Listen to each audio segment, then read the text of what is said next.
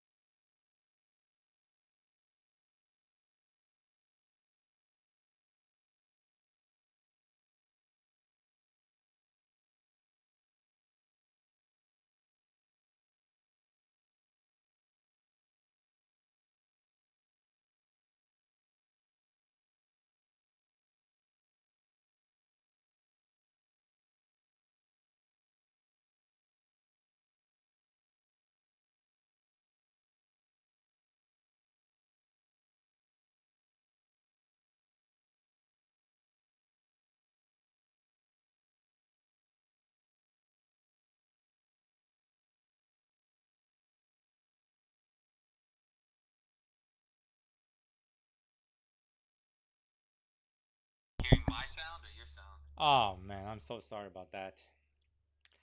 Now you guys hear me. Let me know. Now you guys hear me. Let me know. Got Bernardo Hernandez, Antonio, Will, Antonio Hesse, Condrell, LLX, Nathan Talon, Joanna Martinez, No Cell. Okay, you guys hear me now? You guys hear me now? Let me know. New comments? Yes, now. Okay, okay. My people, sorry about that. Technical difficulties. Sorry, we haven't been on in about 3 weeks. Again, I was talking to John right now about this current state of what's happening right now. Of course, some of our customers who follow our podcast kind of have an understanding of how things were going to go, especially with the Rona going on and what we've been saying, what John has been saying. But now, with the uncertainty of what's happening with counting ballots and Georgia this, Arizona going blue or red. We want to give you kind of an understanding of what to expect from either if it's going to be a Biden win or if it's going to be a Trump win. All right. So again, John, shout out to John. He's on the phone right now. And I was just asking John. I apologize, John. I should have checked before the audio. But can you go about saying what you were saying right now about the Yeah, I polls and was just everything? saying that I don't think, I'll just start from the beginning. I said it would be, it would have been nice this year if we just had a runaway election. Correct. But 2020 wasn't going to have that just because it's 2020.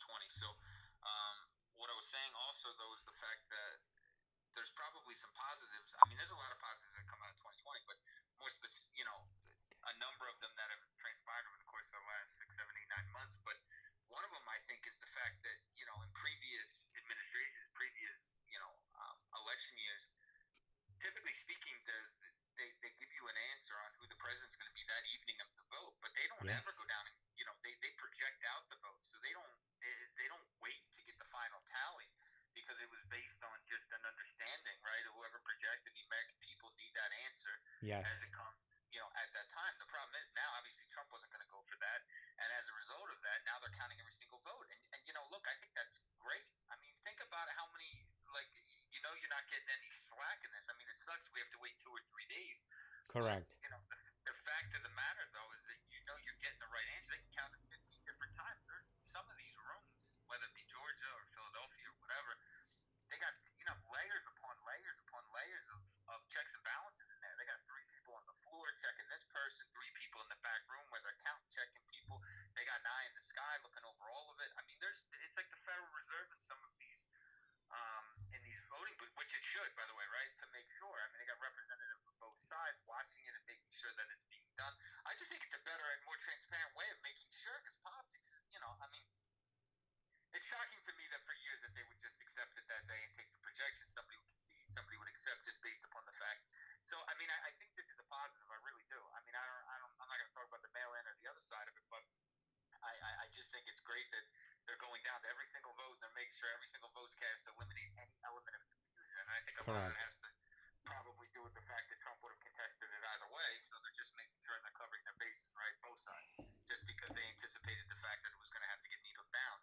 But I think for the purposes of, without getting into just an entirely political conversation, I think for the sake of people and their finances, I think, um, the key is based upon um, where we think that this is going to head. And given the fact that whether Biden wins or Trump wins, well, if look, they're speculating that Biden's going to win, right? That's the understanding. And the reason why you've seen the Correct. market run up as it has for the last 3 days was because the understanding going into the election was that it was going to be a blue sweep, right? It was going to be the Democrats were going to take the presidency, Correct. the House and the Senate, and at that point they got carte blanche like Trump did when he came in, and they'd be able to pass all these, bills and et cetera, et cetera, et cetera, the tax increases, et cetera, et cetera, et cetera. Well, the problem is now is that they literally don't have the Senate, so they're not going to get the Senate, so they don't have a blue wave, which effectively means he's a lame duck president, and they're going to have to whoever it is. I mean, the House is with the Democrats, the Senate is with the House. I'm sorry, the House, the Democrats have the House, the Republicans have the Senate, and whether it's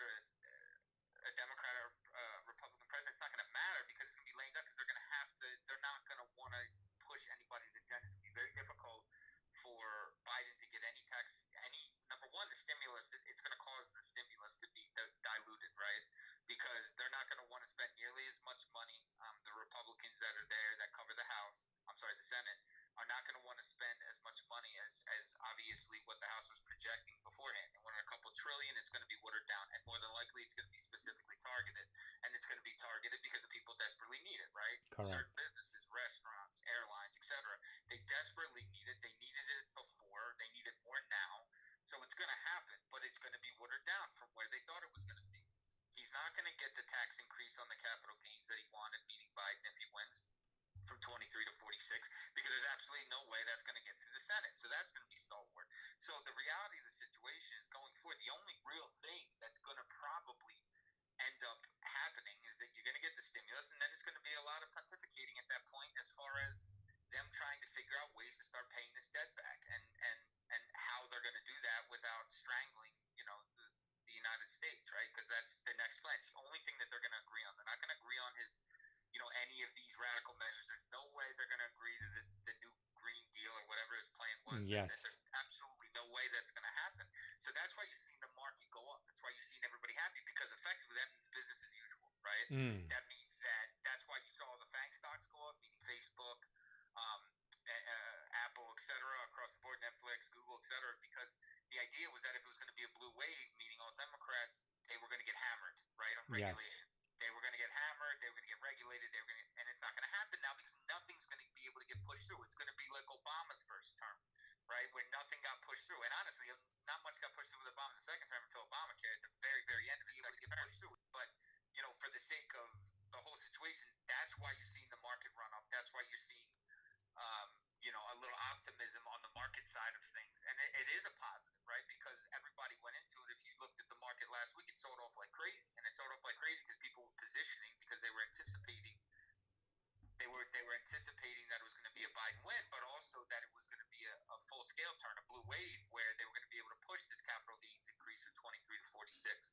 They were going to be able to do these tax increases that they wanted to do, and all these other things that were monumental, but not for capitalists, right? Yeah. And they're much more, against capitalism as opposed to for capitalism, at least in those capacities. So, I mean, that's obviously a positive, and more importantly, it's a positive that it's business as usual, because in regards to asset prices, that means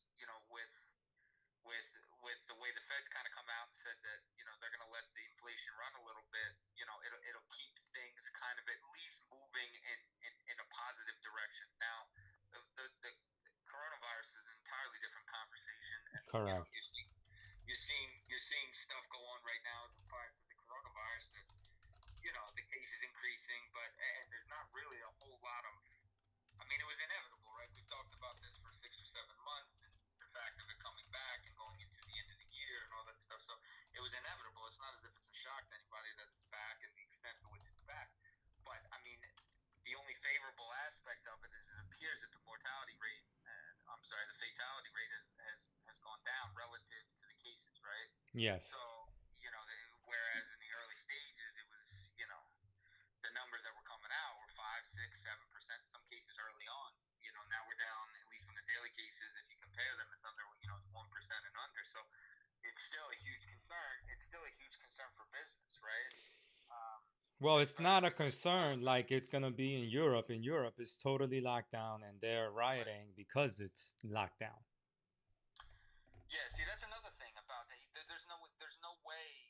Somebody had texted me yesterday, 2 days ago, and they were like, "Why is the market going up?" And I explained the same situation I'm talking about now. Mm-hmm. And the response was, "Well, what if Biden still does lockdowns?" I said, "Look, Biden's not going to do lockdowns if he doesn't have all the power, right?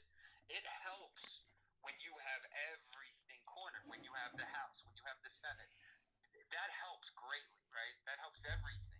When you have to sit there and make friends with everybody in order for things to be copacetic, if one cog in that giant plan that they put together, ranging from lockdowns to insanely high tax to all the new green plan, whatever it was, Correct. all the spending associated with it, in order to get one of them, you need all of them to work in conjunction with the next, right? And it was a fairly, I don't want to say it was a radical left, but it was a significantly left.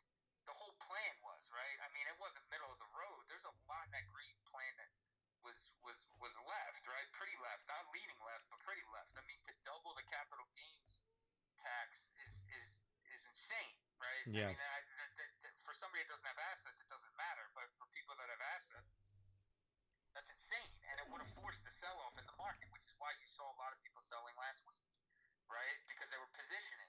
Because in all fairness, a lot of those institutions and hedge funds, et cetera, they had bean counters down there, right? They had people on the street, they had people down there counting, and they were positioning. And if you notice, a lot of the mail-in vote were Democrat, and a lot of the mail-in vote was Biden, which is why you saw the market sell off last week, because people were positioning ahead of it because they naturally assumed that they were going to be exposed to that capital gains tax, right? Correct. But fortunately, the one thing that people didn't anticipate was that people really do like Trump, Correct. right? And that there's a significant Trump vote out there that made this a real election, and it could still go either way. I Yeah. mean, in all fairness, I mean, this isn't over.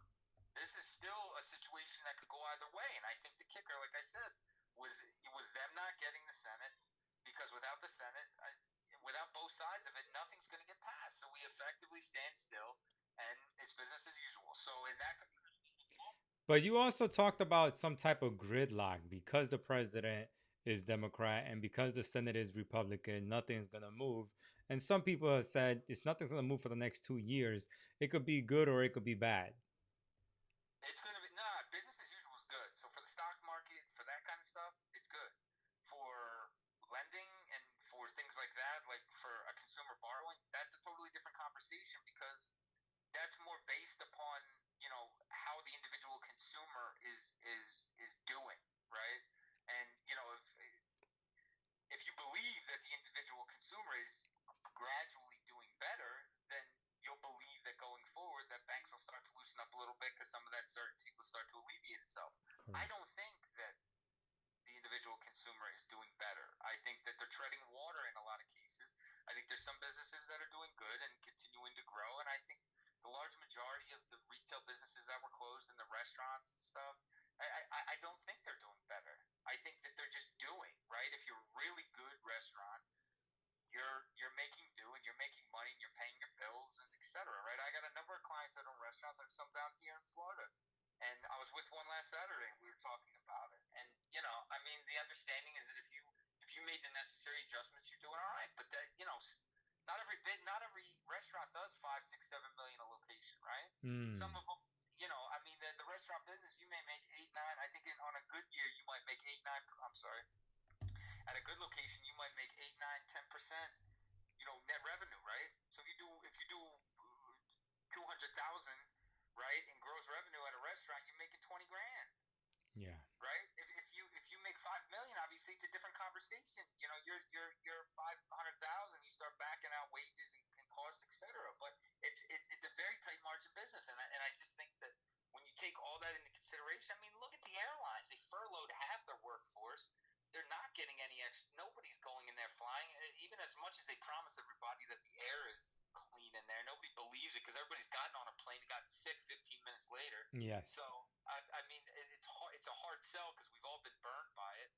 You start walking down that path and you say to yourself, "There's no way we're at January yet." But I mean, if you can sincerely believe that it starts to improve itself, then gridlock is not a bad thing because gridlock necessarily means everything's in place, which means that Trump's tax plan stays in place, which is the lower tax for all individual consumers, right? They'd have to vote that out. They'd have to get that reversed.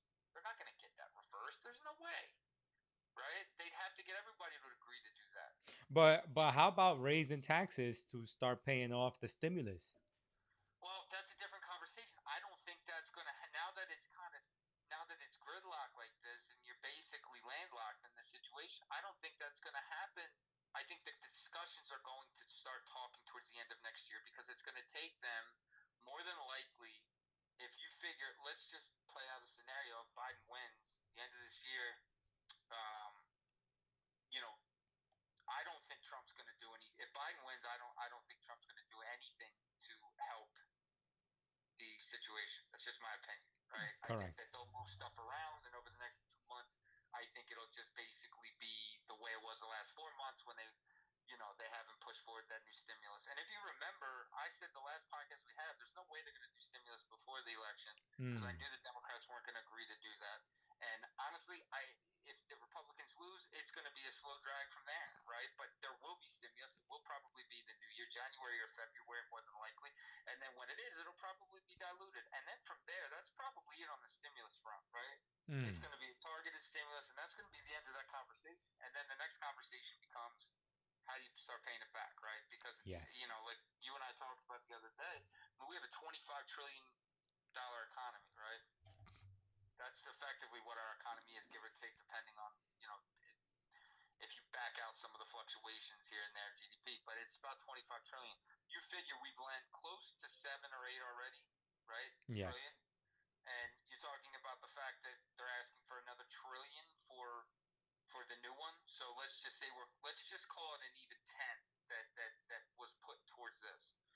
That's almost 45% of your gross, your GDP. I mean, you're getting in huge danger zone levels of borrowing, right? Yes. What I was explaining to you is that when you're a country, it's almost like it's not, but it is, in that the way they measure their leverage is based upon almost similar, if anybody's familiar with a merchant cash advance, where they take your revenues and then you lever against your revenues. So if you have a property, you lever against that piece of collateral. Well, the United States, their collateral, for argument's sake, and how they leverage broadly, is the amount of their GDP, which is 25 trillion. Well, in the last 9 months, theoretically, assuming they get another trillion for this next stimulus tranche, you're talking about like 40%. That's huge. That's unsustainable, right? I mean, when you think about all the debt outside of that, so they have to start paying that back. It's not debatable, but I just don't think it's going to be in the first year. I think the conversation will start to percolate. I just don't think it's going to happen, because I think that they're going to have a lot of difficulty getting on the same page. And I think the Republicans are going to do what they do if Trump loses, and they're going to run interference the same way the Democrats ran interference before. If you want to see how this plays out, go back to Obama in his first term, okay? Go see how much he got done in that first term. Everything he proposed, they shot down. Yes. I mean, very, very, very difficult when you don't have everybody working together and working towards a common goal, because I think that they're going to have a lot of difficulty getting on the same page, and I think the Republicans stay the same. And Yes. if you back out COVID from the last couple of years, economy has been pretty consistent, right? Asset prices have gone up, and values have gone up, and people have made money, and slowly wages creeped up. And pre-February, unemployment Best economy of our lives, said Jim Cramer in MSNBC or whatever. CNBC, and the January of 2020, we had unemployment at like 2.3%. It's the lowest I've ever seen it. The point I'm trying to make is that it's not necessarily a bad thing, which is why you're seeing markets respond this way. The one X factor in the conversation is you got to get the virus under control, which Yes. I think if Biden comes in and he doesn't try and be aggressive about lockdowns and all that nonsense, because I think he knows the United States people will not go for that, especially how this presidential race came out. You know what I mean? How it was so split. And it literally, if he somehow ekes a win out here, it's going to be like, look, people are not running Democrat here. This is not like an overwhelming Democrat victory. This is like you got out by the skin of your teeth. Yeah. You need to understand the people you're dealing with. You try and pull a shutdown again, which you were running on the whole time, you're going to get a revolt. It's just going to happen. So I just don't see, when you don't have all the cards, you can't play it. So I just don't see that happening. But I do see ultimately that they will get the stimulus pushed through, and then after that, I think there's going to just be a lot of nonsense. But I do see him trying to bring a plan for COVID, right? As opposed to what Trump did with, where Trump, that he didn't want to get involved in assisting the Democratic cities, right? And some of the Democratic states, he left it all on the governors and whatnot. And because of that, we're sitting here in kind of a fragmented country where certain states respond certain ways, you know what I mean? Yeah. As opposed to one consistent response that should be implemented across the board to eliminate the confusion, the conjecture, the delineation, etc., that has gone on, right? Down here in Florida, I mean, for the exception of maybe a month or two, and the fact that in some areas you got to wear masks sometimes. I mean, it really hasn't been that much different, right? I mean, it really hasn't. I mean, when I went up to Philly, like we made that podcast when I was in Philly for the summer for a short period. I mean, it was like a Zombieville, right? Yeah. It was shut down everywhere. So I'm just saying that it should be consistent. I think that's one thing that he can positively, if he does it, bring to the table, and that would be something I think that would help greatly, because I think once you can get that underway, and you can start getting comfortability with people flying again. And the way to get people comfortable with flying is to make them feel like if they get on a plane, then they're not going to get sick from the person next to them. And the way they're trying to go about that now is to make sure that you either get tested going in, or before you get on the plane, you got to get tested for COVID. Now I don't know how that works with refunds, and I think this is why the airplanes were so reluctant to really do anything, because it absolutely made no capital expenditure to adjust to this, which I don't understand at all. Right? I mean, there's so many different things they could have done for the last 9 months in an effort to try and encourage people to come on planes. They've done nothing. Correct. They don't even put partitions between the seats. Like you get when I go to the grocery store, there's a lady in a riot suit that I'm trying to pay, right, for food. But when you go on a plane, you don't even get a plexiglass partition between the seats, right? They just leave a middle seat open. You're gonna have to rebuild. You're gonna have to rebuild a new plane. You're gonna have to. You know how much that's gonna cost? But I think there's other ways around that. I think that they could. What they're doing. Number one, they should have put the plexiglass in between them, right? I mean, they should have done some kind of capital expenditure a long time ago that would have given people peace of mind, right? But outside of that, what they're talking about doing is making anybody that gets on a plane get tested before they get on the plane. Well, Right? I'm okay with them putting that gun in my forehead. You know how they put the Yeah, to check your temperature, but the that's check not your going to get enough temperature. people. They're trying to cater to the family that's trying to go to Disney from up north, right? Yeah, You yeah, understand what I yeah, mean? yeah, Like yeah. they're trying to get everybody, not just somebody that is the individual flyer. So in order to do that, you got to come up with a broad plan. I just don't know why it takes 9 months, right? Like why is it taking you 9 months to come up with the idea that you're gonna make people get tested before they come on the airplane, or that you make even with that you should also have the plexiglass in between, right? Just because Yes. it's in people's brains right now, right? Build it so that you can remove it, or don't. Just do something, right? Do Correct. something, and don't just sit back and complain that people aren't getting back on planes. People aren't getting back on planes because you've done nothing to make an adjustment, right? I Correct. mean, you go to a restaurant; they've been forced to make so many different adjustments um, uh, to accommodate to get people back in the door and to have people coming in. And I just feel the airlines feel so entitled; they don't have to do anything. And then they just sit and they ask for more money. It's like, come on, man, it's not how it's done. I mean, the one thing that people have learned in this whole COVID process is this year and COVID, if a business was on the downfall, all this did was accelerate it, right? Yes. If a business was on the come up and it was more technologically advanced and it was in the future, and it was discounting in the future, that business took off, right?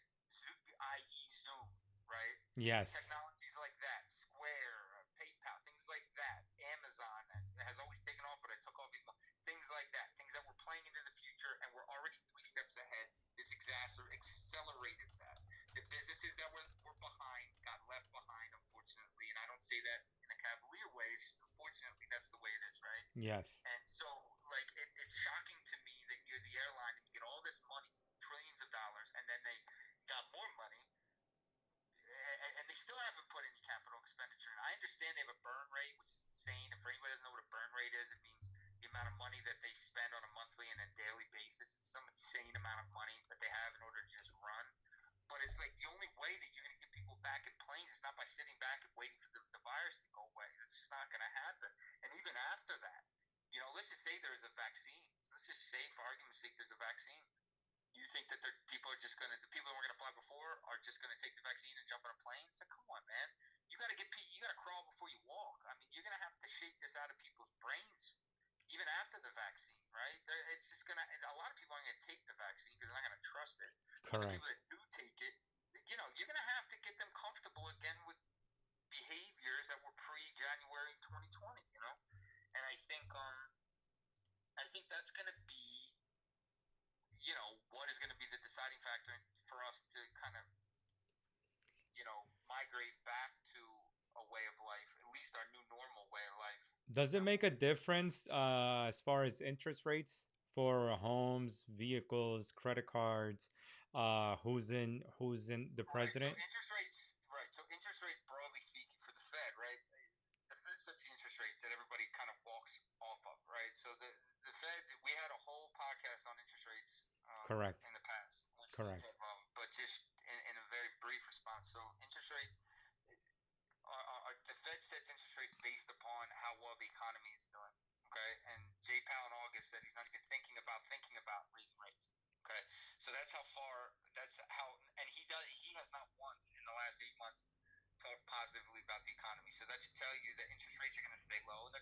for a while until it can be sustained. And the fact of the matter is that with that in mind, mortgage rates will stay lower. Credit card Correct. rates, although they're insane, if you're a good borrower, maybe they'll be in the high single digits. If you're somebody that's borrowing from Capital One, they don't even lend off of any variable. They just say, listen, we're going to hit you with 30%, and that's how you're going to have to deal with it. Same with First Premier and a lot of cases Credit One. But if you get into auto loans, SBA loans, things like that, they're going to stay low because they're tied to Fed funds rates, right? In most cases, and Fed window rates. And as long as they stay low, and the Fed's come out and said everything over the course of time that they have no interest in doing anything other than providing more support for the economy, raising interest rates pressures the economy.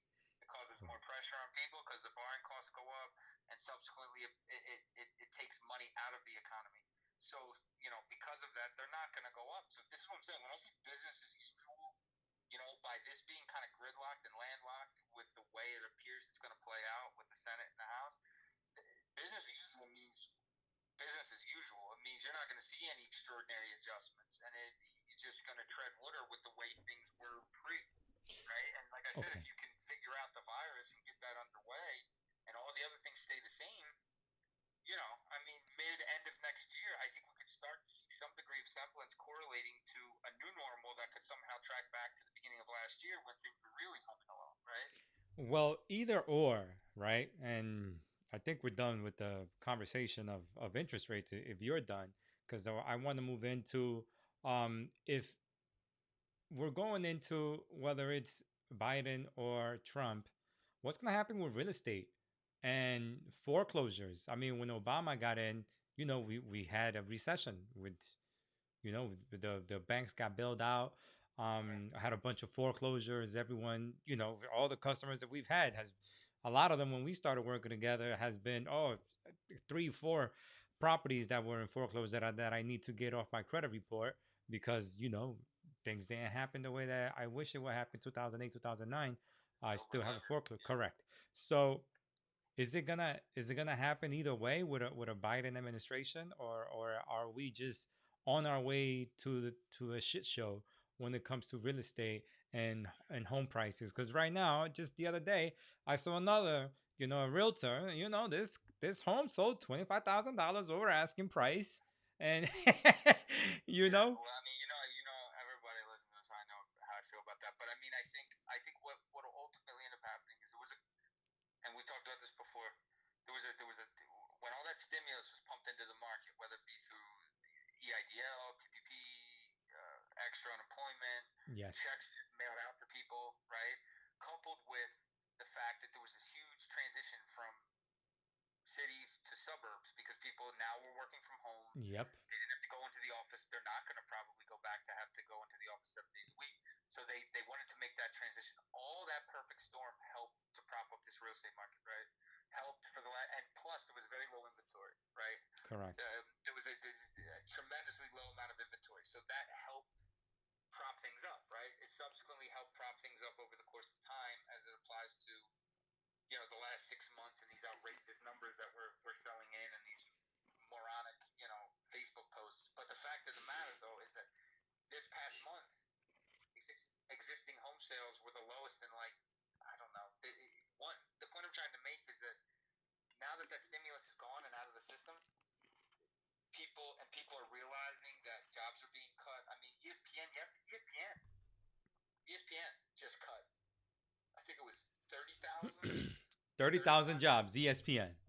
ESPN. ESPN, like worldwide sports, ESPN in Georgia. ESPN just cut. I think it was yesterday, and that was after. And Disney owns ESPN. So Yes, yes, yes.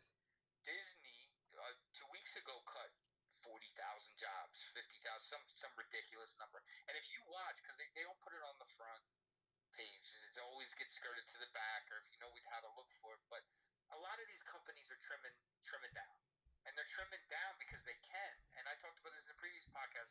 In situations like this, even if they don't need to, they use it as an excuse, right? They use it as an excuse to cut costs. If they're still making good money in this market, they're like, man, we don't need all these people. And it all boils down, especially if you're a publicly traded company, it boils down to that price per share, to those earnings reports, right? And if you can cut out 15, 20, 25, 30,000 jobs, and I think that Disney, I don't think that's what Disney's doing. I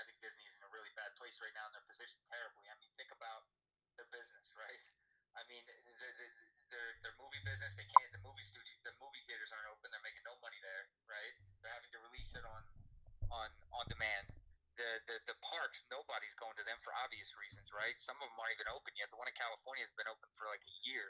The one down here in Florida is like running at like 20% capacity, right? I don't know how the ones over in China and other parts of the world are doing, but not nearly at full capacity.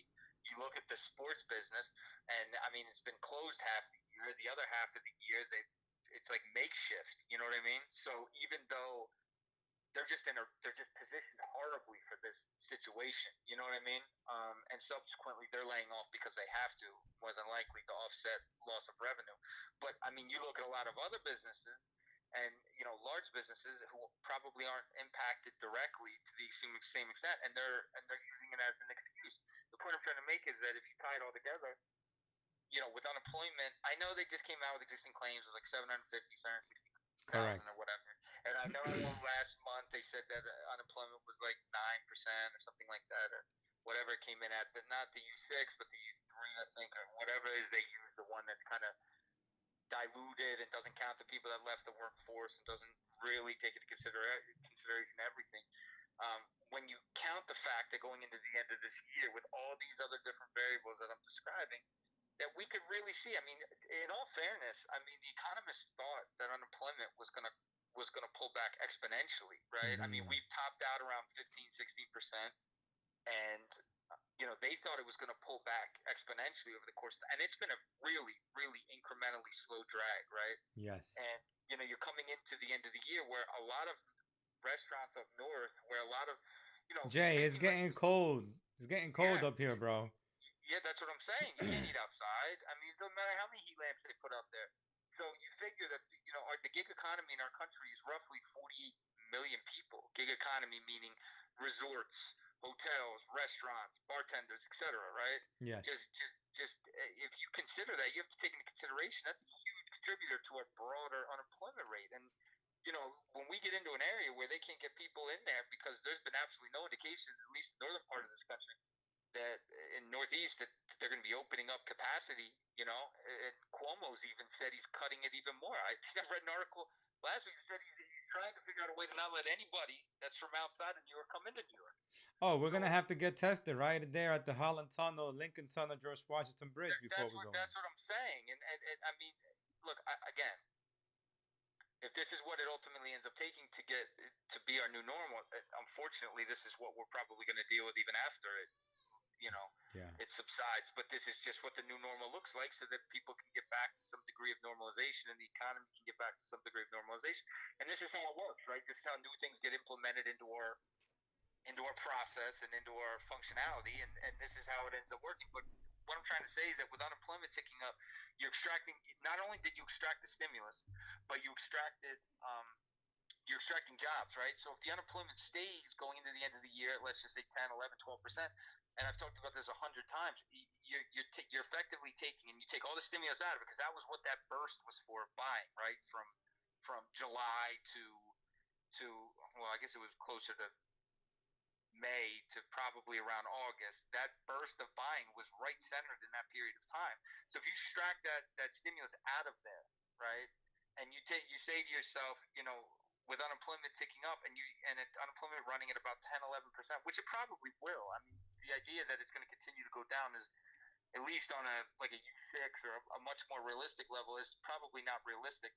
But even if it's just, let's just say it hums around 10, 11%, that's one buyer that you're extracting from the buyer pool, because we were effectively at full employment in January.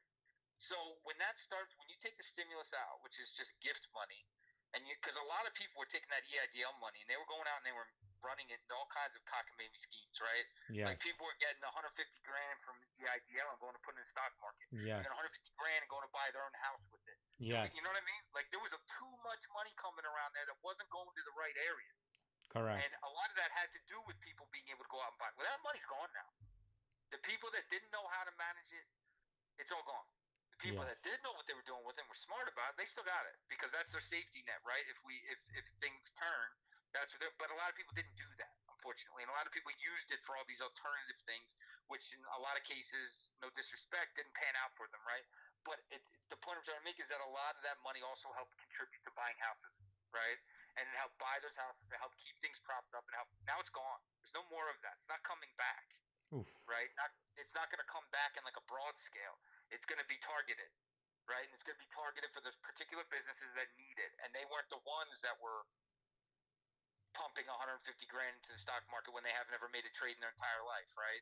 They took a Correct. tutorial on how to place a trade on a merit trade, and then the next thing you know, they piped 150 grand into it, right? And I mean, that, you want to talk, you might as well just buy it in chips and take it to the casino, right? I mean, I'm not trying to judge anybody. I'm just saying that the fact that the government was willing to give that kind of money at that extent is a gift. But the bigger concern is that a lot of these people don't understand. You and I have talked about this before.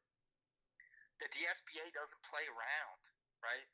The only person this whole year that has been lending is the SBA on a business level, okay?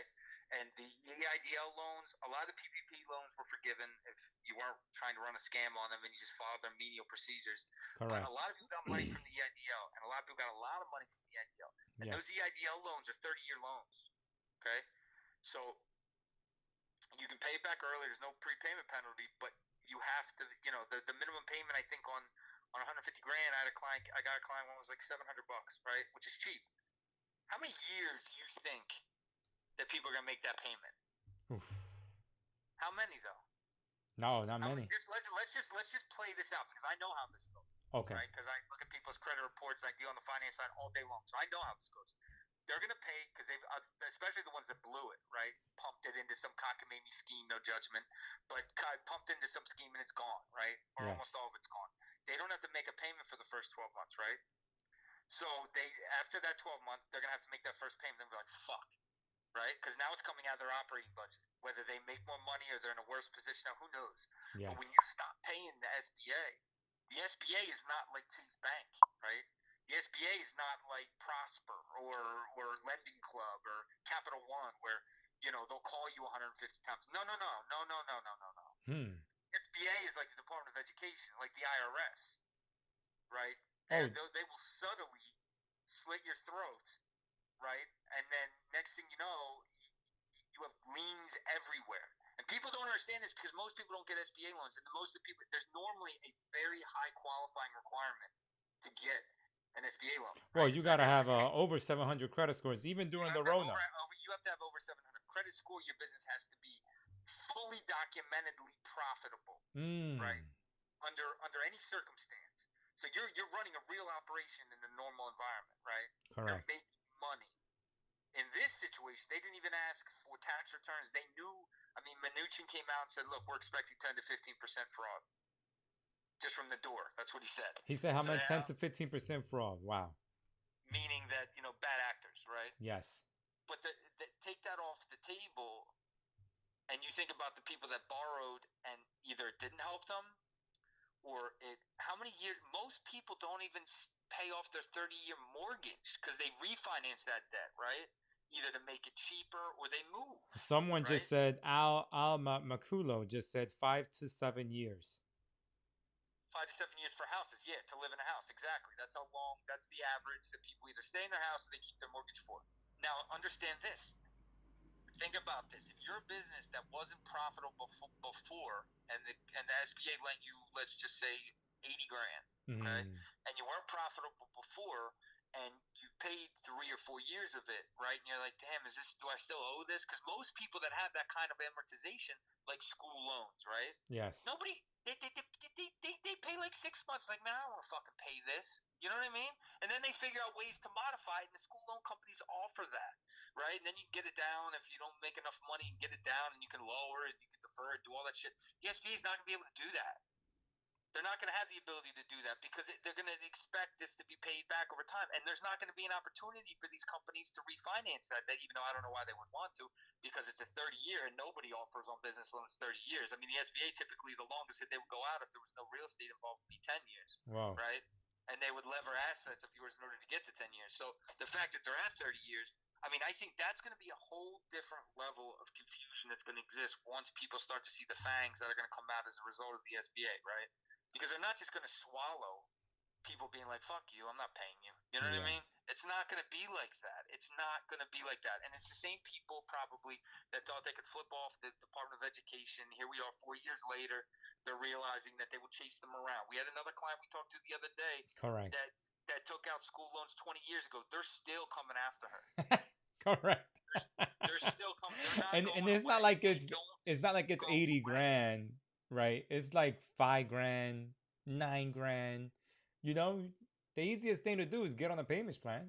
I mean, they offer so many payment options now that are so cheap and so economical. There's no reason not to do it, right? I mean, they Correct. literally give you an overwhelming amount of reasons to do it as opposed to not do it, right?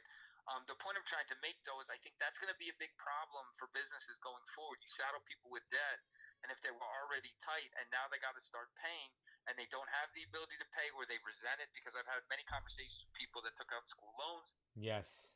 and they took out a lot. They didn't even end up doing what they went to school Well, how for. They many didn't people fit. wanted to be doctors and they got over 150,000 and then they come to us? Doctors are normally 500,000, but even better. I mean, not better, but the it's more the people that go to school and don't finish, right? Yes. So they take 3 years of school loans, they don't finish, they don't graduate, and they look back at those loans as a disaster, right? And they don't want to pay it, they resent it. I can't help but think that that's exactly what's going to happen with a lot of these SBA loans, and I can't even imagine what the default rate's going to be, and I can't even imagine because there's just no precedent for it how the SBA is going to handle it. SBA goes on the credit report, Jay? Oh, it will. It doesn't typically, no, because it normally what they do is they take a UCC filing against your business. Ooh. So a UCC filing is effectively a lien against your business for all your assets. So if you don't, they have the ability to go after all your assets, Okay. business and personal related, if you don't pay them, which is what I'm trying to explain. I mean, that's standard. That's standard business, right? For the SBA to do that. If you take an SBA loan, not only do they in a normal environment, they will lien everything you have. Let's say you borrow 500,000 from the SBA, they'll put a lien against your house, they'll put a lien against your car, they'll put a lien against any asset that you're buying, any asset you have, in order to get that number as close to that 500,000 that you're trying to borrow as possible, so they have the least amount of exposure. You understand what I mean? Yes. So that on top of that, they add another UCC filing on top of that. So if there's anything you're hiding, they get it if you don't pay them. And if you don't work out with them some kind of a resolution, right? See, normally there's a bank that's a liaison in between, right? Yes. A So the servicer. bank that counts against the bank's relationship with them. So the banks go out of their way to try and facilitate that, right? Try to if you have a problem with an SBA loan and you're a business, they'll try to figure out a way to work it out with you. That's not going to happen with the SBA. Because the SBA doesn't have any numbers that they have to hit for the SBA. The SBA is the SBA, right? So I just think that that's going to be a real eye opener. I personally don't believe wages are going to go up next year. I think wages are probably going to. I mean, they always move very incrementally. Didn't Florida put $15 an hour minimum? They put it on the ballot and asked how everybody feels about it, and the very clear answer to that is certain states can absorb it. This is not the time to be asking about $15 or minimum wage. It's fucking insane. I mean, half the business aren't even open. Why would you even bring it up now? I mean, So it's it the was on the dumbest like fucking question ever. marijuana was in the ballot for New Jersey, which I said yes to marijuana. Okay. Absolutely, yes. But no, not just for the recreational benefit, because it brings money in. Right? It brings money into the state, just like gambling. That's why gambling. I own DraftKings stock, right?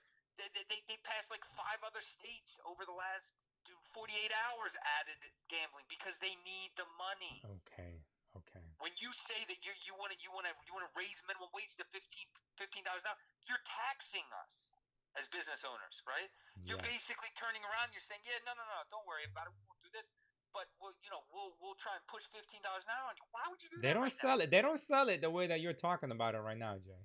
Of course they don't sell it like that, because if they sell like that, then everybody will understand it, right? Correct. They make a pointed effort, and when I say they, I mean every social media outlet, individual or conglomerate, makes a very, very pointed effort to not explain things in depth, so that most of the people paying attention have no fucking idea what they're watching.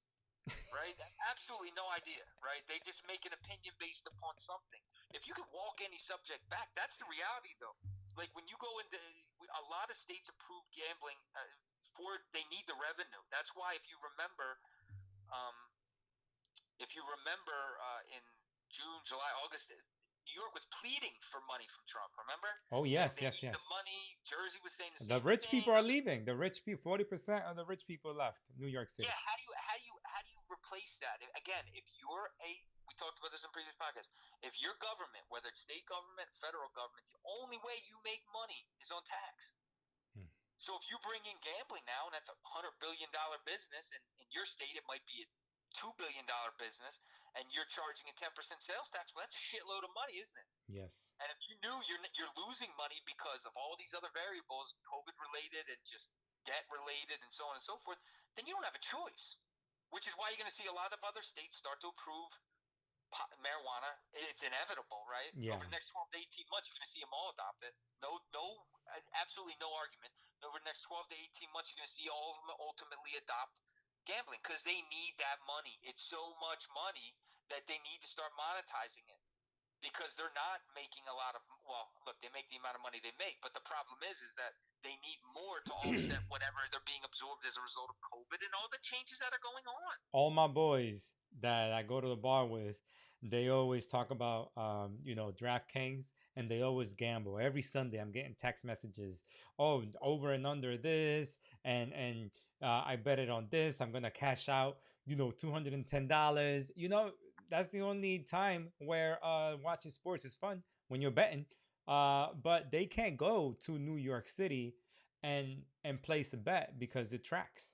They don't let you. So you have to be in New Jersey in order for your GPS to work and in order for you to place a bet. Well, So but New York hasn't approved gambling yet, though. correct. Yeah, that's what I'm saying. So, like, again, even the states and the cities that don't want to do it have Correct. to do it. You see what I mean? Yes. And that's what I'm saying. Look, I love DraftKings as a stock. I think the growth is endless, right? Because when you start taking into consideration all these states approving it, they're at a very baseline right now, very early stage.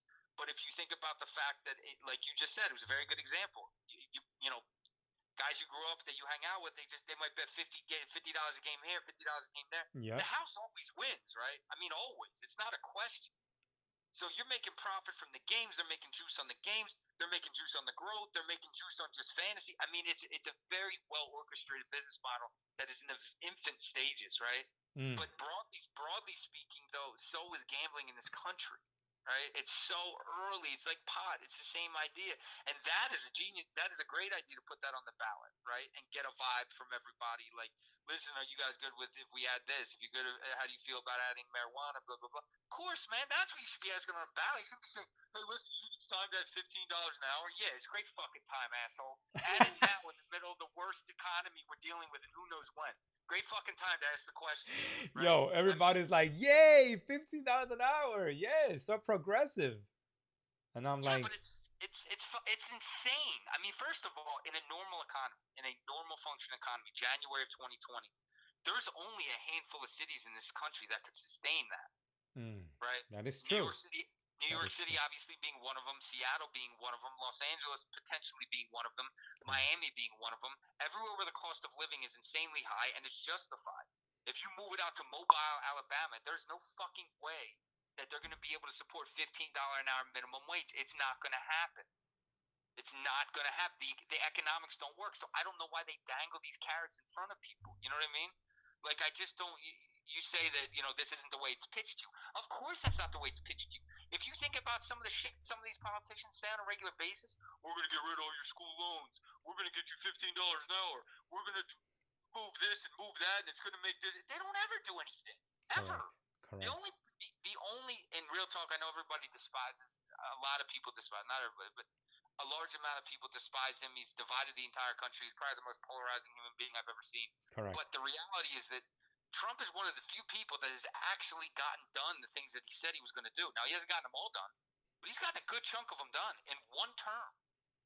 So everybody can hate on him all he wants, but the tax bill that he pushed forward, if you really understand taxes, it was a dream, right? Like, if you're somebody that has a pass-through company, it was a dream, right? I mean, Correct. I'm not saying I'm not saying getting into anything political or any of his personal beliefs, but I'm saying that he pushed things through. If you go back, now granted, he did have a Republican House for the first part of it, Republican House, Republican Senate, which helped make things easier to get things done. I'm just saying that it's not easy to actually have to follow through with what you say you're going to do on the trail, right? So you saying that that's not how it's being pitched.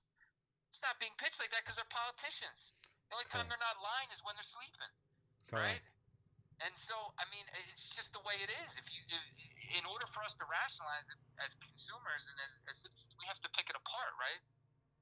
And in order to be able to do that, we have to do the economics of it, because that's all they're doing. Like, So that's the only way they make money. So that's all they're doing. They're looking at it from an economic perspective. I still don't understand, why the question. I mean, about the $15 an hour. I don't know where that comes from. I don't know why. I mean, that's just a carrot, right? I'm surprised they didn't say, "How would you feel about getting $250,000 in school loans forgiven?" I'd feel terrible, Joe. I'd feel terrible about it. Don't do it. I mean, of course they're gonna fucking say, "Yeah, man, that's a great idea."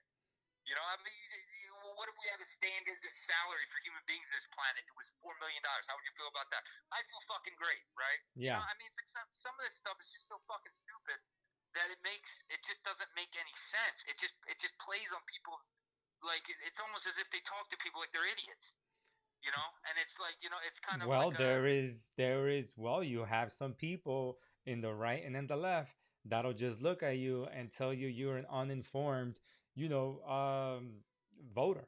You know, wow, for sure, if you don't watch the news, you're uninformed. If you read books, you're uninformed. I mean, it's crazy how they look at you when listen. you kind of know what you're talking about. I, I, I, I, I really, really, really hope. The one thing I hope for going into whoever wins the election is that whoever it is can bring some unity back, right? I mean, we are.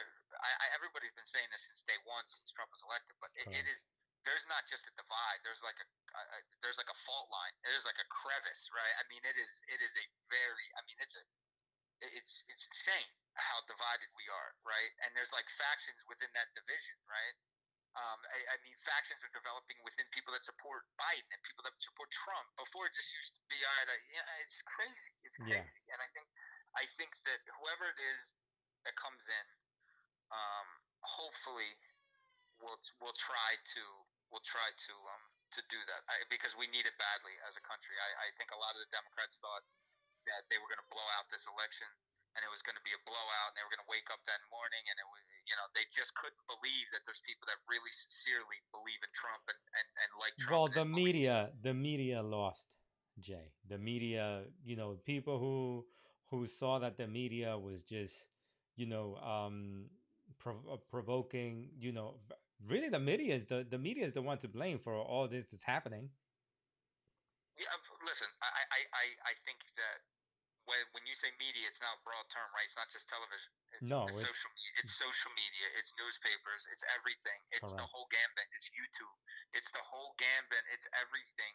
And the ability of these, especially on this, I mean, on these social media outlets to once you understand how they operate, and they just inundate you with stories that you seem like you're interested in, and you go down that wormhole. Oh, I mean, forget it. they got you hooked. It's Oh over. yeah, yeah, yeah, It's yeah, over. yeah. It's over. And I think that has a polarizing effect on people, and a lot of people in our country are they're on Google, Facebook, Insta, etc., and they're just getting piped through these wormholes, and they can't get out. So and it goes from a decision when you're electing a president, and you should be looking at it from an economic perspective, a morality perspective, Correct. all these different variables that you should be looking at rationally. It goes out the door. It becomes immediately an emotional decision, right? That's all this has been. It's been nothing but an emotional decision. And when people start making decisions based on emotion, it's irrational. It's not a question of if it's irrational. It largely is irrational. And Yeah. I'm not saying people's motives for not liking Trump or people's motives for not liking Biden are all irrational. I'm not saying that at all. I'm just saying when you're basing your decision off watching, conspiracy theory about Biden and separately Trump, and you've gone down that wormhole, and that's what you're predicating your whole thought belief on. It's not that it's not right. It's just it's devoid of what we're doing. You know what I mean? Like, Yeah. nobody is going to be able to substantiate that, because some of these stories are so terrible Well, that just think nobody. about that life. I'm from El Salvador. I came to this country not to, to get away from communist, socialist, uh, people that were trying to, guerrilla warfare. guerrilleros, which are called in Spanish, back in 1989. You know what I'm saying? And George Bush the first implemented some things so that people from countries like mine could come into immigrate into the United States. But I didn't come here to be a social, to make America a socialist or a communist country.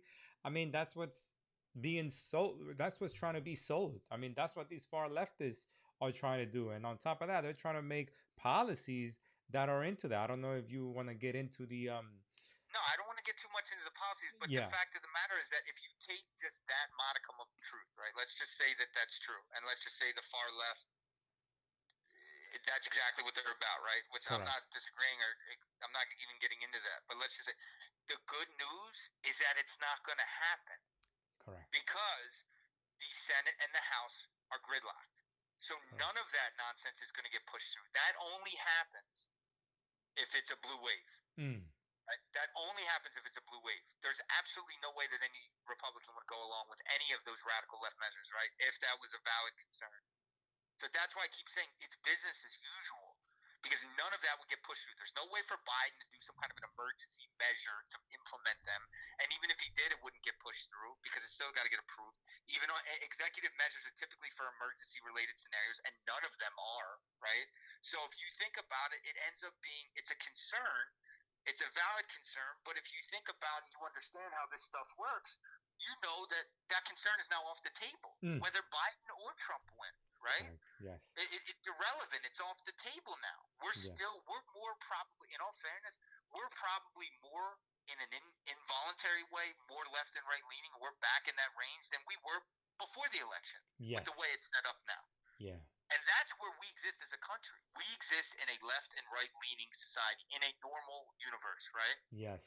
The majority of the people in our country vote left or right leaning, and that lean is largely indicative of a number of different variables, right? Depending on the human being and the level of education and understanding, et cetera. But that's how we exist. If there was an independent party in this country, it would probably be so fucking popular because so many people live in that world where they're not committed to a party. They're committed to the middle and they want to make a decision based on the individual, right? Correct. So now when you get it, we're back there now. Now, I mean, that's where we're going to go forward because we're gridlocked. So now there's not that advantage in either way. So the only things that are going to get passed are going to be middle of the road stuff. Well, I Not think that anything radical. both parties are gonna have to rethink how to Yeah. communicate with people. Listen, let me tell you something. If Trump loses, okay, if Trump loses, let's just say Trump loses, all these people that were out supporting some of the behavior, you're going to see them walk it back, right? The ones that don't inherently mean it. I'm not talking about like the Lindsey Grahams. I'm talking about the guys that came out of their own character to be Trump. You understand what I mean? Like the ones that needed the support of Trump in order to get reelected. So they played a role, they played an act, which all these guys are, I mean, it's political theater. That term isn't cliche for a reason, right? It's Correct. cliche for a reason. But I mean, there's a number of them that Give came me to give the me an surface. example so the people could kind of get an idea. Uh, I forget his name from Romney? You talking about who? Romney? Who? Romney? No, no, no, no. Please, he's the one that came out and spoke against Trump. That's I Um, think I'm thinking that you're thinking about that. no, There was a I'm guy in talking New about. Jersey, by Wildwood area, and he was a Democrat, but he switched over to Republican, and that's when he went to Trump and said, "I want to switch up to Republican," and that's when Trump went to Wildwood and had his big rally over there, and I guess is that type of what you're talking about? Yeah, look, I'm talking about people that went out of their character, right? There's some people that, I mean, look, Lindsey Graham is a good example of somebody that is going to be Lindsey Graham, right? I mean, he's somebody that was a big supporter of Trump. He was like his personality was like that before Trump, and they just were their personalities are both consistent with what they're pushing. There's a lot of senators on the Republican side, not all of them, but a lot of them that took on these alternative personalities to mesh with Trump's approach, which it's not a comfortable fit. You understand what I mean? Yeah. And I think that what's going to end up happening over the course of time is, although there was a lot of Republican support, I think you're going to start to see that perspective scale back as we start to unify, however long that takes. That could take a decade. Okay. In all fairness, you understand what I mean? That's not gonna happen overnight. Van But I'm saying, Drew. Van Drew. Yeah, Van Drew, the guy from New Jersey, Kevin Clark. Van Drew. I believe that was him. Um, that went from Democrat and then he became a Republican while, Donald Trump was in the presidency. I mean, I but you gotta question a guy that flips sides like that in the first place, right? I mean, it's different when us as individuals switch part. If you're a right or left leaning voter, which is like I said earlier, is not unusual. It's not uncommon for you to vote for the for the senator, Democrat, for the president, or Republican, depending on how you view the individual. It's very unorthodox for people to switch parties, man. Oh, You know yeah. what I mean? Yeah, that's true. I mean, you got to question where that individual sits on the spectrum. If that's happening, I'm shocked. And the guy got elected for that. Yeah, because he probably stole that he took the Trump. Well, actually, New Jersey's such a Democratic state. Jeff Van Drews. That was his name. Jeff Van Drews. But go ahead. Yeah, No, New Jersey is such a Democrat. Yeah, New Jersey's always been blue. yeah. So it's weird that somebody would. Who knows, man? Who knows? I don't even Well, want to get check into this that. out. Check this out. I had got Al Maculo who said to com- to compete globally, it can't be to compete globally, it can't be just one party or one race. We have to put them personal feelings, personal beliefs down and get some shit done. Yeah, I mean, look, I think that goes without saying. The problem is that you know, um, from a corporate level, you see that happen, right? I mean, because they can't. All they're doing is protecting the bottom line, right? Yes. When you run a company, you'll figure out a way to get along if it means making more money for your company or whatever, right? When it comes to politics, I mean, think about this. I mean, we gridlock on some of the most ridiculous things. I mean, they literally didn't do another stimulus bill after talking about it forever, before the election, because they didn't want to give him an advantage. Now, granted, there's millions of people that needed that money, right? Yes. I mean, think about that. I mean, now this is what I'm talking about. It's a fucking daycare. It's like an adult daycare. I mean, it's to think that like your job, you're getting voted in by the people, and you're not protecting the interests of the people, but in essence, you're playing a childish, addictive game of roulette with the economics and the finances of the people that elect you. It's insane. It's Yeah. insane, right? I mean, trying to get them to look at things from a perspective like he just described, which was a well put, like rational perspective, it doesn't happen. It's nonsense. So this is why we exist where we exist right now as far as the country. But I think, like I said, I mean, I don't, I the optimist in me hopes that this year resembles, from a division perspective, rock bottom, right? Correct. With the riots and the protests and all the growing pains we went through as a country this year. The optimist in me hopes that this is rock bottom, right? But I don't. if you have an ideology, Jay, it's hard to go from one ideology to another without, you know, learning facts about For sure. what I mean, your how could ideology is. you sincerely go from one ideology to another without learning facts? You That's could. well, you got these far leftists in Portland and in your, your city where you grew up in Philadelphia. I mean, I didn't know Philly was that much lefty. I mean, it's crazy out there. You got New Oh, York City. it's been Democrat for like the last 50 years. I mean, but look, again, it's politics in general are it's and even the good people that come in and take the jobs, and they realize, like, for instance, my grandfather was in the House of Representatives, right? Okay. And he was in the House for a term or two back in the '60s, and he came out of there after his second term, and he told my grandmother, he goes, I'm not running again. He was like, and my grandfather was a very good man, right? But that So was the I mean, '60s. That was I mean, what year was that? Because the riots happened around that he time. was it was like 60 again, maybe 65, 60, somewhere around there. He was like 26, Oh wow. right? Yeah, he was young, 36, something like that. He was young though, but he came back after, and he goes, listen, I'm paraphrasing, but there's some crazy stuff that goes on there because I'm not going back. I'm not running again. And he chose not to run again. And the fact of the matter is, he chose not to run again because is insinuating there's just a lot of stuff that goes on behind closed doors, right? And everybody knows that, Yes. right? Everybody understands that. But I think it's probably significantly more than anybody even understands. Understand what I mean? Like, it's more profound than anybody even understands. And the interests of us, who knows if they're protected? But I think that we feel the reverberations of the stuff that goes on there. You understand what I mean? Yes, yes. Like, we're stuck with the drama that's there when it's not drama that we're instituting. It's not drama that we're fanning the flames of. It's not drama that we're pouring gasoline on the fire. It's drama that is completely unsubstantiated. It shouldn't happen in the first place. Correct.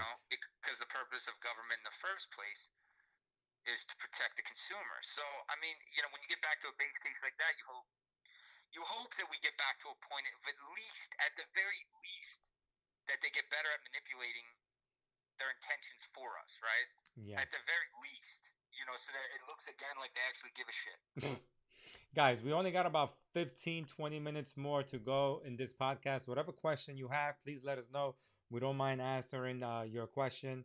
Again, it comes from a background of finance, economics, real estate. Any question concerning that, credit, let us know. I'll answer for you. We will answer for you right now. But no, Jay, it's true. So right now, the people who are starting credit repair with us, or anyone looking into saying, "Oh, I don't know what's gonna happen now," because there's a lot of people confused. Whether you like Trump or you like Biden, it's still up in the air because that's the big confusion with the market. As you would tell me prior to the last 2 days, there's a lot of confusion and not a lot of things get done until that day, until election day comes, in which we know if it's going to lean to the right or lean to the left. So what you're saying is business as usual. You're saying it doesn't matter, just keep going at whatever thought you're thinking about. Like if you're Yeah. So effectively, I mean, the broader the presidential race is a macro topic, right? Meaning like a broader, like a general topic that affects things generally. So it affects policy, which affects businesses, taxation, stock market, etc. Right? And for that purpose, a lot of that stuff is not going to change. Hence, as a stock market going up, it made back all the losses from last week. Correct. Right? That's what Curtis Davis just commented. Yeah, it made it all back because it's business as usual. So none of that crazy far left concern, that stuff that you were describing earlier, not saying it's crazy, but all that stuff that you were describing earlier from what is perceived to be the far left, that's not going to materialize with the way the dynamic is setting up right now at this time, until they get full control. Now, they don't have full control right now. So like I said earlier, that's why you're seeing the Facebooks go up and the Google go up and all of them, because the regulation isn't there, right? It's not going to be there. They're not going to get hammered, and they're going to continue to do business the way they did last year, and they made record profits in the year before with Trump, and record profits. More than likely, it's going to be any changes that are going to go on in the future are going to be incremental. Now, as far as until somebody gets control again, by the way. Now, as far as a microcosm of that would be, lending within the broader economy. Now, if business stays as usual, that would be the idea, because the Fed's already said they're going to support everything. So they're going to keep rates low. They're going to provide a backdrop, which is going to be copacetic to people, still borrowing if they can. But the banks, here's the even smaller microcosm, though, is that the banks still aren't comfortable with the lending environment. You go and try and get a business loan from a business, from one of the larger banks, Chase, etc. They're still not looking at them closely. They're still pushing them away. They've made more money now. It's incredible what they've done. And I talked about this on a podcast, I think March or April, one of them, where I was saying that I don't understand why, if you're one of these companies like Capital One, or where you have a high default rate, 20%, 21%, whatever that it is for them, why you just sell off your debts like that, right? Why you take 2 cents on the dollar? Why don't you roll out an arm, right? This is what Bank of America did back in 2008. They took all their shit mortgages, right? They opened up an arm that they sold them to get it off their balance sheet. That arm then turned around and it basically did all these workouts with all these mortgages, right? Got people back to it's a totally different company, but under the arm of Bank of America. Got all these people to work out payment terms, foreclosed on the ones they had to, got the other ones back to pay through modifications.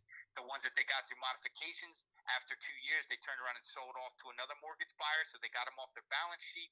They sold the properties that they had to foreclose on. They cleaned all that up. Business is gone.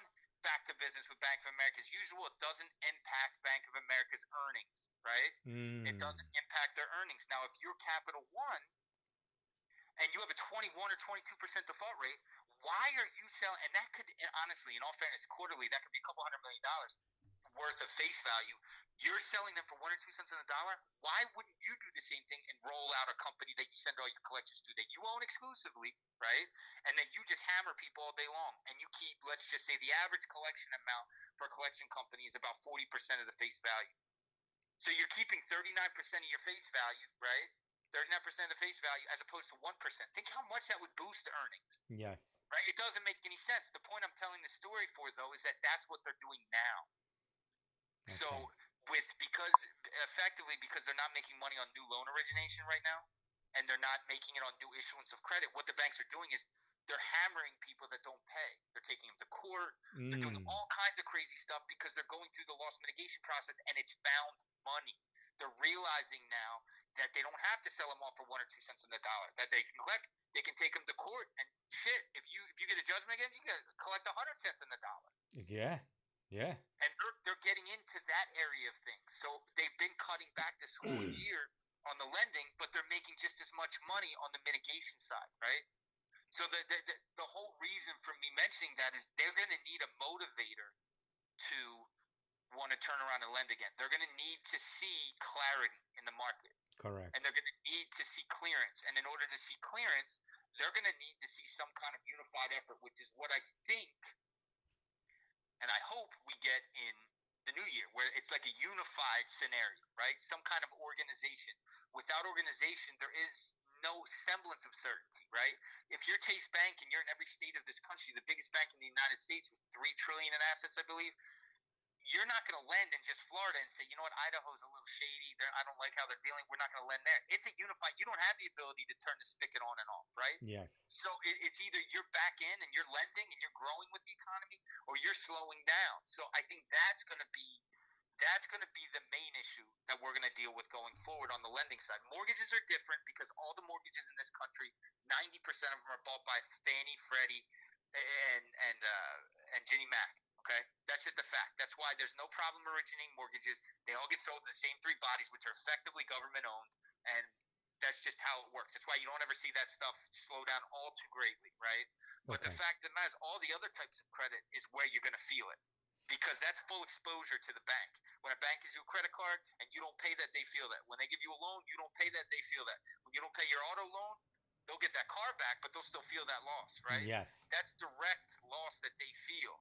And they substantiate. So until they start getting a little more clearance, that's where the problem's going to be, I think, in the economy, even if it's business as usual. Okay. And the way you fix that is by getting a unified plan, which I think inevitably will probably be where we land. Okay, so I got Kevin Clark here, who is a hard money lender. He asks, who is your guest? I don't see his name anywhere. His name is here. It's John in Florida. He's been my business partner with Credit Repair since 2012.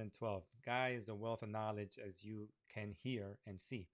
Kevin Clark is a hard money lender. So in real estate, and I believe that you are also a hard money lender, Jay.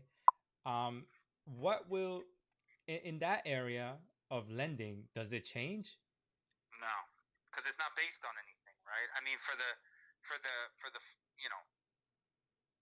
for the lender, if you're an actual lender, like we have a fund that it comes out of our fund. Some people broker out stuff. Everybody's a little different, right? Okay. But we lend the money, so the money's based on the return, right? So it's effectively you're giving it's a safer return than people that don't understand the stock market, right? It's a safer return than it's a significantly better return than going buying bonds right now, like 2%, which is nothing. Right? I mean, you're basically tracking inflation at that point. It's a waste of time before tax. You can buy munis and not pay tax, but you're still tracking the same amount. So there's not a lot of vehicles right now that you can really get return outside the stock market. One of them is lending on real estate. Problem is, values are so frothy right now that it makes it very difficult. And there's not a ton of really good value plays to get into we typically don't lend on the smaller stuff. We lend on the larger stuff, um, because it just doesn't make sense to do 50 smaller loans that could take long and you got to work them out and stuff like that. It's more on the larger scale. But that being said, there's not a ton of opportunity there, but it's a good model. It's a great model, but it's not predicated on anything market related. I mean, if the area is yielding a hard money lender rate or private money rate of 8 to 12%, then that's what you're going to lend. It doesn't matter if interest rates are 6% or 2%. I mean, that's what you're going to lend because it's based upon the yield spread you're getting from your investors. If you borrow from your investors at 4, you float it at 12, you make 8. You make 8% in the middle plus the points, right? Yes. So I mean, it's not tied to anything, right? It's tied to what the market is going to lend at, and when capital becomes a commodity like it typically is, and somebody doesn't have the ability to get anything conventional, then that's your crown jewel right there, right? So it's a means to an end, and in a lot of cases it's a bridge. But no, I don't see any situation where it would. But I mean, you're not going to expose yourself to risky because look, it's commiserate with the risk, right? Most of the people trying to get private money are doing it for either the fact they can't substantiate income, maybe their credit's a little hairy, but they got a great deal, right? Well, I mean, a great deal meaning that what it's worth versus what they're buying it for, or if there's repairs, et cetera, that got to go into it. So, I mean, you're building it into the risk. Some people get a little piggish with it, but at the fact of the matter is, I mean, that's exactly what banking is. When the risk gets a little heavier, you raise the interest rate on it in an effort to offset that risk so that, if things go left or right, it can cover you a little bit. Okay. All right. So Curtis Davis says, I think we were talking about the small SBA loan. He said Powell said the minimum loan 1 million easy for them to help this size of loan. Powell wants to help small businesses, just hard. It's just hard, he says. Powell. Yeah, he wants to help small businesses, but you got to understand something. Small businesses is categorized as anybody with 500 employees or less. Okay. Right? So there's a big difference between the guy that sells bicycles and has just one employee, right? And a pharmaceutical company that does 28 million dollars in revenue and has 495 employees, right? Yes. There's a significant difference there, right? He's not talking about the bike shop owner. He's talking about the guy that's 498 and has a significant amount of debt and investors that are help carrying that company, and they're trying to figure out ways to keep pumping money into them, right? And yeah, he's doing everything to accommodate everything possible that he can possibly do within the statute of the Fed. He's doing so. I don't think anybody's faulting him. He just has limitation, and if he wanted to get his limitations expanded, Congress would have to step in, and that's why he was pleading with Congress, going for the last 3 months, like push the stimulus for it, push the. Have you ever heard him talk? He was effectively pleading with them. Like, look, you need to do it. The economy needs it badly. Please do it. Please do it. I mean, he was doing everything short of that. Yes. And, still nothing. So it goes back to my point earlier, right? Just about the fact that, I mean, it's unfortunate, right? And you just hope that at the end of the day, the stimulus, and I think more than likely it's going to get pushed through the early part of next year, gets pushed through the early part of next year. People start getting the money that they need. You just hope they can hold over through the holidays, right? I mean, for some of these businesses, it would have been the most appropriate time to usher this in sometime in October, which could have carried them through the next year, right? And next year, hopefully, you're talking vaccine, maybe some more implementation as far as measures are concerned that could have helped provide some solace for people and ultimately giving them peace of mind. But this is where we're at. So. Okay, so we got Ernest Dobson who says the greatest duo the game has ever seen. Facts. Good evening, fellas. Shout out to Ernest Dobson. I think Ernest, this is him right here. We were able to help him get a new vehicle, a Monte Carlo. See, I did the Nightmare on Elm Street thumbnail, Nightmare at the car dealership, because he he got financing prior to going to the dealership, and that's how you're supposed to do it. And he's an educated car buyer. When you get the financing first, then you go into the dealership. But he still got suckered in there to let his credit be ran, and they ran his credit 12 times. Anyways, the bank that we originally sent him to gave him the best rate anyway. So all those 12 inquiries, and they still couldn't beat the rate that the bank gave him. It doesn't matter. He got his ride. Good for And you, that's all. Ernest. Listen, at the end of the day, all is well that ends well. He got what he needed, and it was just at the right time, and everything worked out exactly how it should. So, I mean, and he and I communicated about the fact that that it was um, I mean, they look. It ends up as much as it pains me when I hear the story that he went and did it anyway, even though we got him approved and they couldn't beat the rate.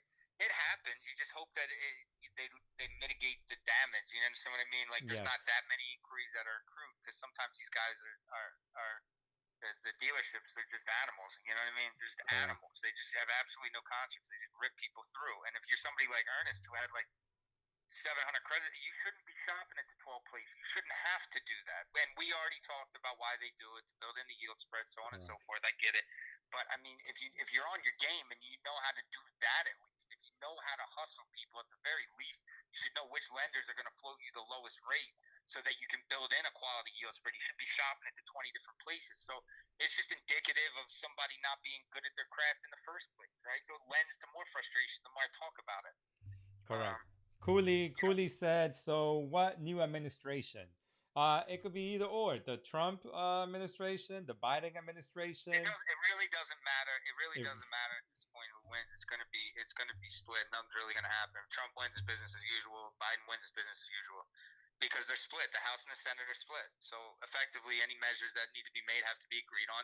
And as has been evidenced by the fact that we're unable to even come to an agreement on a stimulus package when our country desperately needed it, the chances of them passing anything significant is almost zero. So I think the one thing that they're going to be forced to have to agree on after the election will be the stimulus, and that will be probably the whoever is president.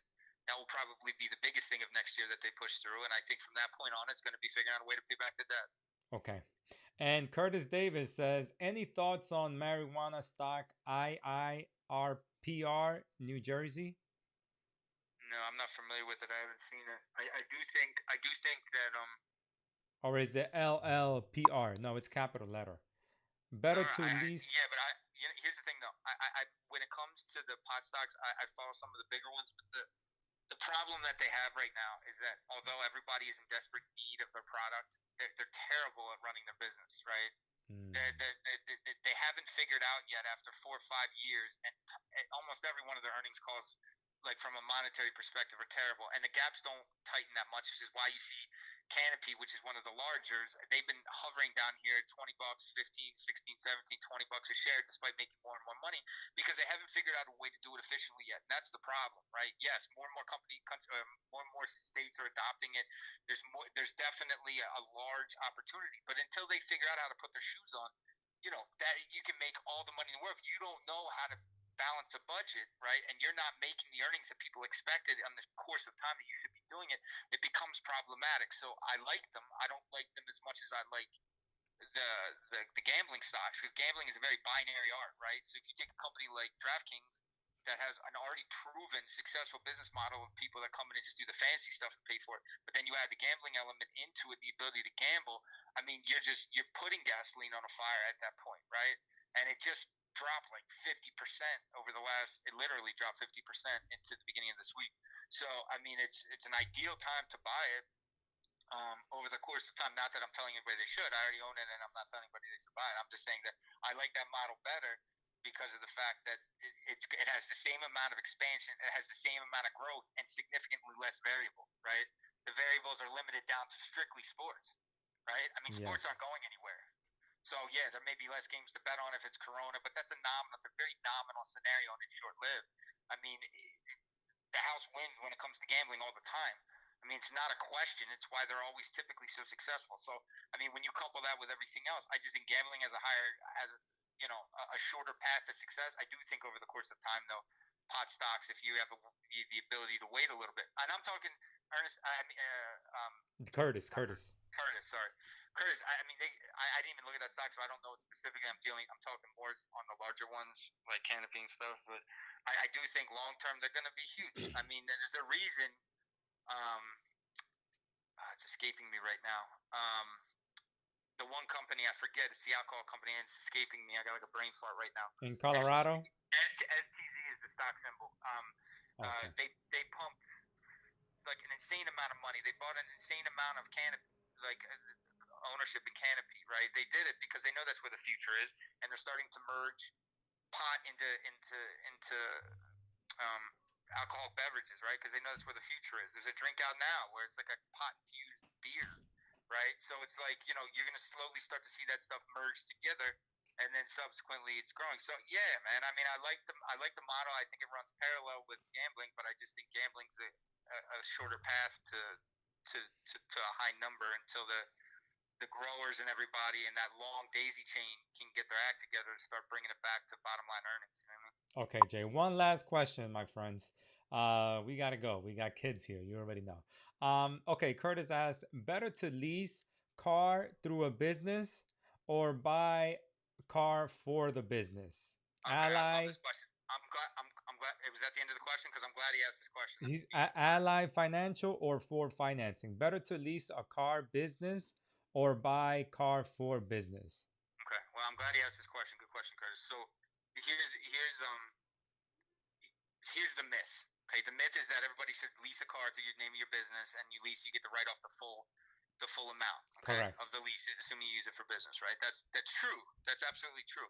But here's the reality: if you use your car for business, okay, and you buy the car, you get to depreciate the asset, you get to write off the interest, okay, which effectively in a certain part of the payment, you get to write off your miles, a certain part of the miles. When you lease a car, you're capped in what you can write off to just that. When you own the car, you get all these different variables that you get to write down over and above that. And I don't think people understand that.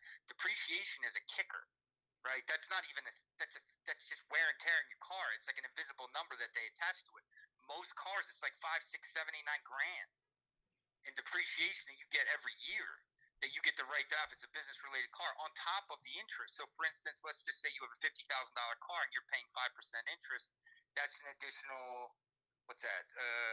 You're paying 20, you get an additional $2,500 write off, right? Plus, let's say you get the depreciation, plus you get to do a certain amount of miles that you get to write down on it too. So it ends up being close to, just using that example, you're talking 12, 14, let's just say 15 grand spread over 12 months. It's almost a $1,500 payment that comes back to you, but you're only paying out on a $50,000 loan like $800. You're effectively getting more back that you're paying in. When you have a lease, you only get the amount that you paid for the lease. Does that make sense? Yes. Did you follow me? I said it really quick so I can walk it back, but did you understand what I'm saying? Yeah.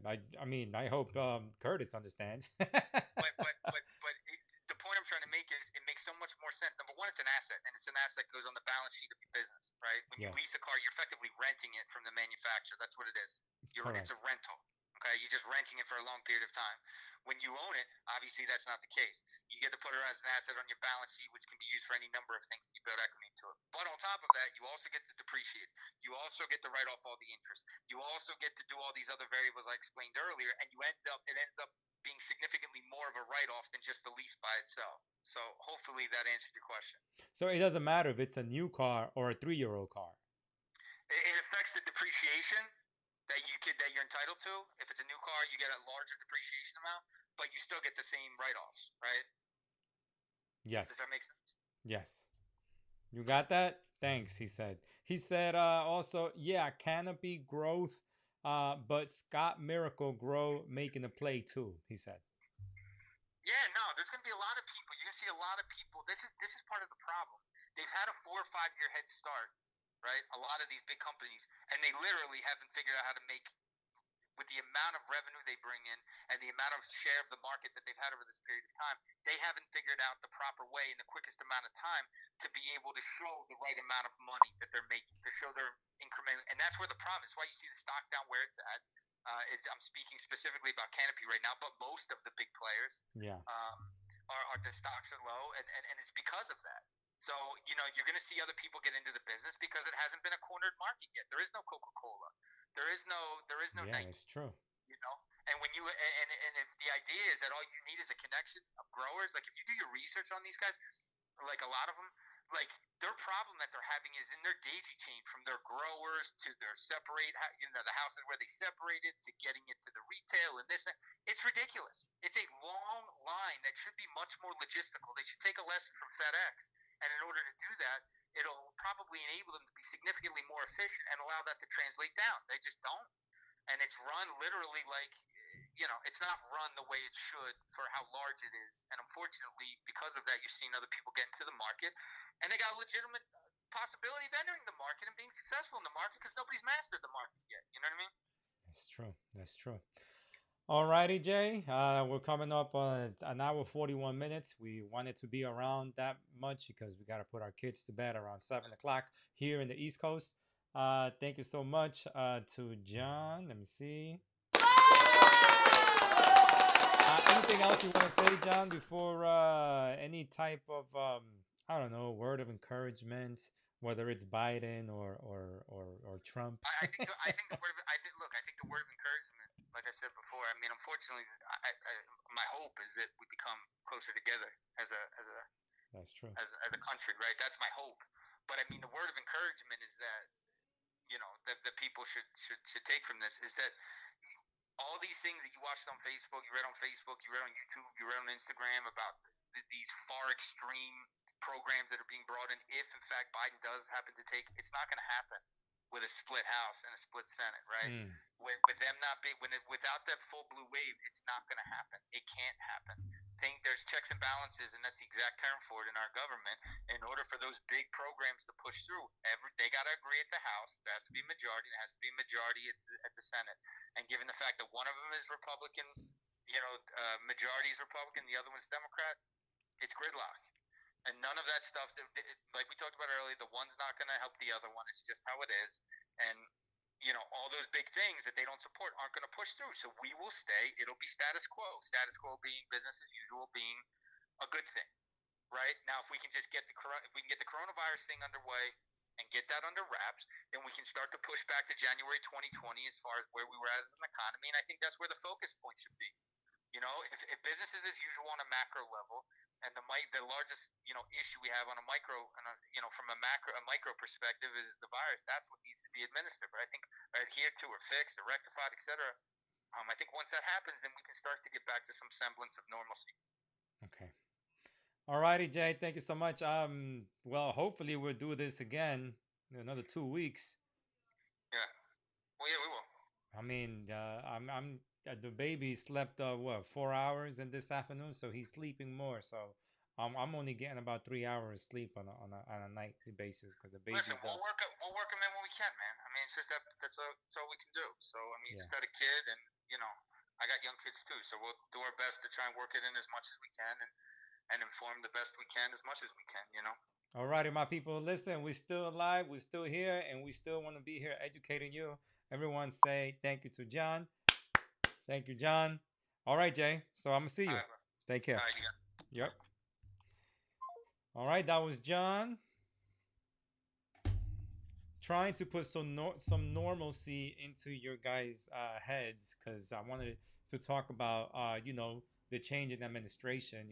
Many of you are Republican, many of you are a Democrat, many of you are a centrist, and that's the thing about credit is that everyone needs it.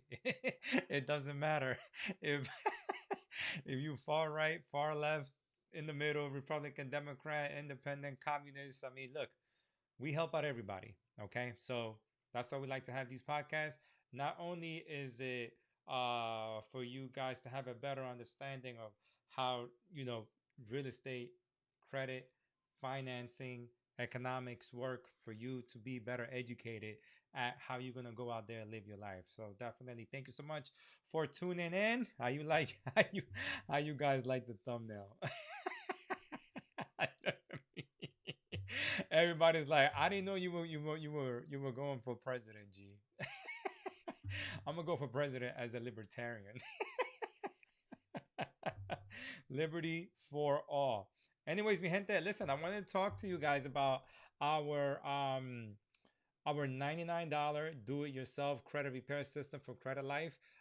This system, teaches you how to fix your own credit. You see right over here, it says 1 out of 32 pages. Basically, it gives you 5 rounds of disputes, so you guys could do it yourself. It only costs $99.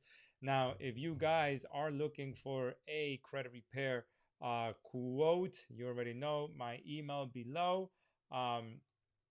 You see, GizzyCredit at GizzyCredit.com is the email that you guys to use. Many of you text me though, and I appreciate you guys texting. But with the baby and everything, I'm still running around trying to text you guys back to your email addresses so that I can send you my full info on how to start credit repair. But no, all is well.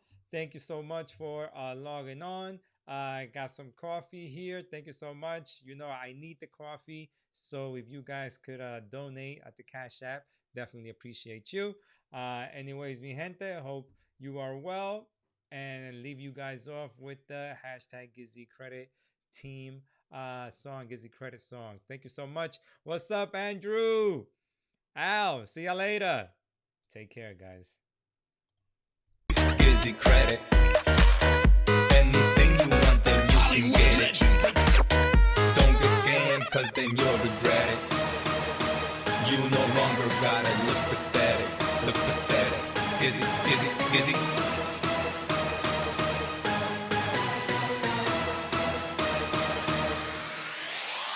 GizzyCredit. Anything you want, then you can get it. Don't get scammed, cause then you'll regret it. You no longer gotta look pathetic. Look pathetic. Gizzy, Gizzy, Gizzy, GizzyCredit.